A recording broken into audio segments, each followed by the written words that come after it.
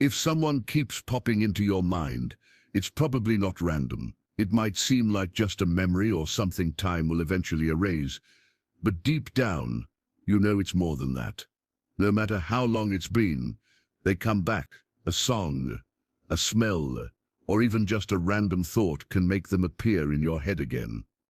It's like your mind won't let go. Carl Jung believed that when someone stays in your thoughts, it's not really about them, it's about you. Your unconscious mind doesn't follow time the way your conscious mind does. Things that aren't resolved stay buried beneath the surface, quietly affecting how you feel, react, and see the world. The people who stay in your mind are there for a reason, and until you figure out why, they won't go away. So ask yourself, are they really in your thoughts, or is there something inside of you that needs your attention? Your conscious mind moves on, but your unconscious mind holds on. Time doesn't heal what you've ignored, it just hides it deeper. You might say it's over, that they don't matter anymore. But if that's true, why do they still come to mind? Why does a small reminder bring back everything like it just happened? Jung understood this. The unconscious mind isn't like a calendar. It holds emotions without counting time. If a connection ended without real closure, your mind keeps it running in the background, waiting to finish it. When something reminds you of them, a song, a smell, a face, you feel pulled again. That's because your brain doesn't replay things that are done with, it replays what still means something. The reason they stay in your thoughts is simple. Something about them is unfinished. And until you deal with that unfinished feeling, your mind will keep going back, trying to work it out. Think of your brain like a computer. Every unresolved feeling is like an open tab running in the background, draining your energy and making it harder to focus or move forward. You may not notice it, but it's there, and the more this person meant to you, the more space they take up in your mind. Here's where many people get confused. You don't hold on because you miss them. You hold on because your brain is still searching for an answer. Maybe the relationship ended without closure. Maybe you never said how you really felt. Maybe they challenged you in a way you didn't understand. Whatever it was, your mind sees it as something that's not finished yet. That's why some people fade away from your thoughts easily, and others don't. It's not just about how much you cared. It's about whether or not your mind has processed what they left behind. And the stronger the emotional mark they left, the harder it is to let go. Your mind doesn't hold on to the past without a reason. It's holding on because it's still trying to understand something. The real question is, what is your mind trying to show you? The moment you figure out the real reason they keep showing up in your thoughts, the cycle starts to break. You might think you're remembering them, but what if you're actually seeing a reflection of yourself? Jung had a theory called projection. He said the people who live in our minds are often mirrors, showing us something we haven't accepted about ourselves. So these thoughts might not really be about them. They're about you. Think about it. Why do some people fade away while others stay in your head for years? It's not always about love or pain. Sometimes it's because that person touched a deeper part of you, something you haven't figured out yet. Until you recognize what that is, your mind will keep putting them in front of you. Maybe you admired them. You put them on a pedestal, thinking they had something you don't. But Jung believed that admiration is just another way of recognizing something in yourself, something you want to. Maybe it's their confidence, their freedom, or how they carried themselves, qualities you feel distant from, but deep down wish you had. Or maybe thinking about them makes you angry or upset. That's also a form of projection. Sometimes the people who annoy us the most are reflecting the parts of ourselves we don't like to see. Just like a mirror shows you what you'd rather ignore, people who trigger you might be showing you something inside you that you haven't accepted. The strongest kind of projection is when you feel a deep, unexplainable connection, like you've known them before.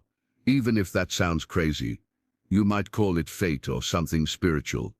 But Jung believed these deep connections weren't about the other person. They were about your unconscious patterns. Your mind gives meaning to things, even when you're not aware of it. If you keep attracting the same kind of person, the same emotional patterns, the same feelings, it's not because they're special. It's because they're familiar. Your unconscious repeats patterns, until you finally notice them. The person in your mind might be showing you a part of yourself that you haven't dealt with. Maybe it's a lesson you keep avoiding. Maybe it's a wound that keeps repeating. That's the danger of projection. When you don't see it for what it is, you start thinking the person is special, or meant to be. But what if they're just a reflection? The only way to break free is to stop seeing them as separate from you. Look past the emotions and memories. Ask yourself, what part of me do they represent? What quality? What pattern? What lesson? Because once you see them clearly, the illusion fades. Thoughts will come and go, but some people leave a mark, a memory that sticks like a scar. You tell yourself it should be gone by now, but every time something reminds you of them, it all comes. It's not just a memory, it's how your brain is wired. Science now backs up what Jung believed. Deep emotional connections actually change your brain. Love, heartbreak, and other strong feelings don't just stay in your head.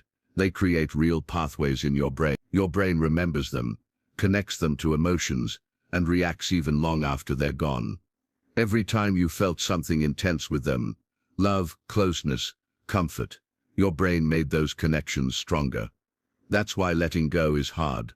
Your brain holds on to what it sees as important, and if they once made you feel seen, valued, or safe, your brain keeps that wiring.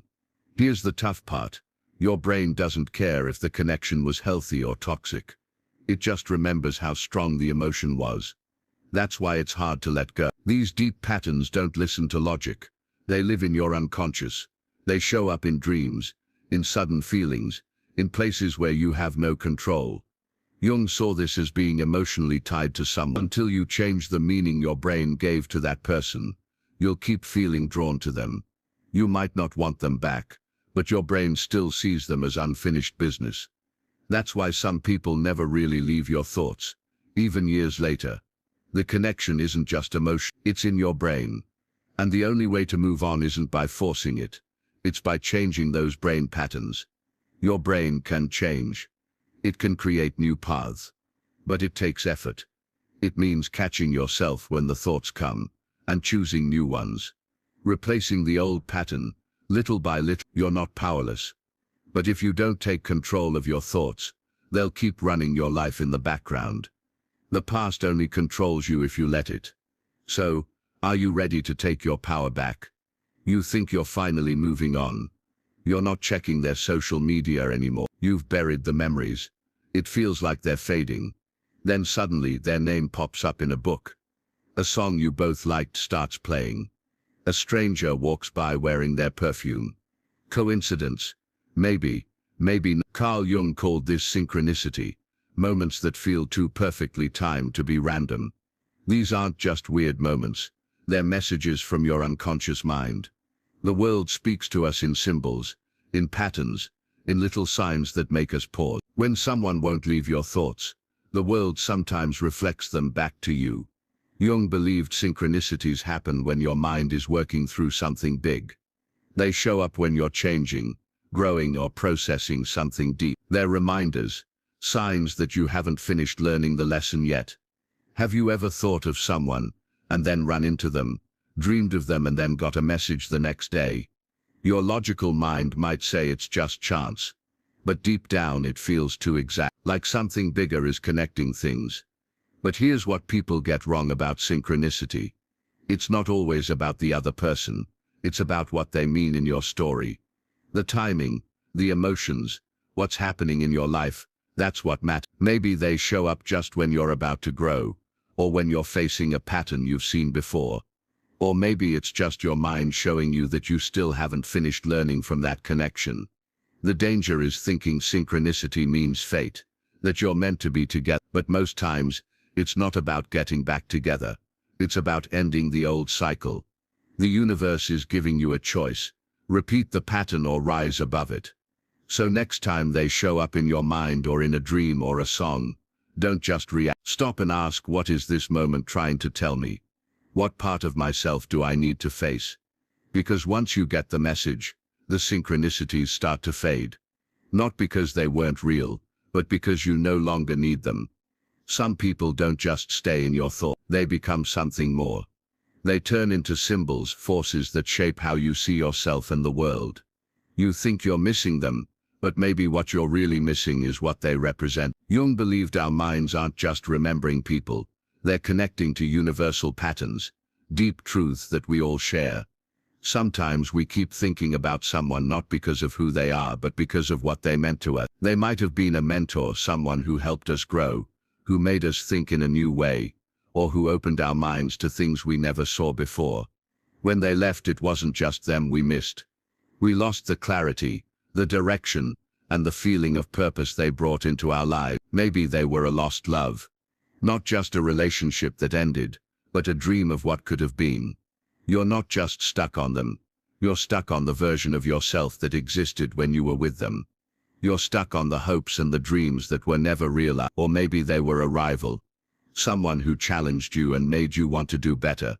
Their presence pushed you to face parts of yourself you didn't want to see. And now that they're gone, you feel a strange emptiness because that drive is missing. The truth is, your mind holds on to these people because they represent something important, something you haven't fully processed.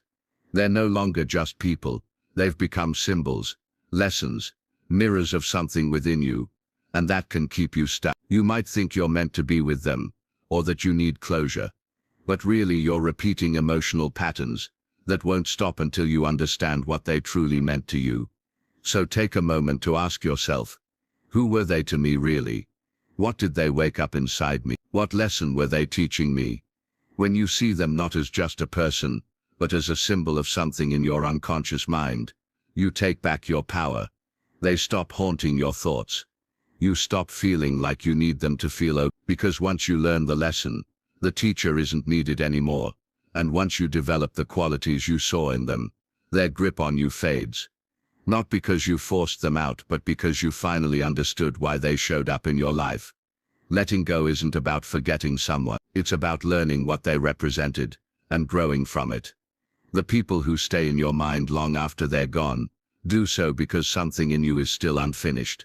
And the only way to move forward is to face what they symbolize. Most people think that to move on, they need to distract themselves, forget or force it away. But that doesn't work. What you avoid doesn't disappear, it waits. It stays in the background of your mind until you face it and understand what it means. Your mind will keep going back to that person, like a puzzle that hasn't been solved. So how do you break free? Ask yourself the questions you've been avoiding. What does this person stand for in my life? What did they reflect in me that I haven't accepted or grown into yet? Maybe they made you feel alive. Maybe they reflected a part of yourself you were afraid to accept. Maybe they awakened something in you: desire, creativity, love, or strength you were too afraid to express on your own. Whatever it was, your mind isn't holding on to, it's holding on to what they symbolized. But instead of looking inside, most people chase outside answers. They think going back to the person will give them peace. But closure doesn't come from others. It comes from within. You think they have something you're missing, but the truth is, everything you saw in them already exists inside you. Ask yourself, if I never saw this person again, and I never got closure, what would I need to do inside myself to feel complete? Once you answer that, and once you reclaim those qualities within yourself, you're free. Not because you pushed them out of your mind, but because you don't need them to feel whole anymore. Most people don't get this. They spend years thinking about someone who left, confusing emotional ties with fate. But if you're still listening, you're not like most people. You're ready to see the truth. The person who won't leave your thoughts was never the point. What matters is the change they were meant to bring into your life. This truth isn't always easy to accept, but it's powerful. If you're ready to keep learning more deep insights like this, subscribe to our channel. Some knowledge really does change everything. Your mind will keep returning to the past until the lesson is learned. But once you understand what they meant, once you become the person you thought they made you, they no longer control your thoughts. They fade, not because they were forgotten, but because their purpose was complete. If this message made sense to you, let us know in the comments.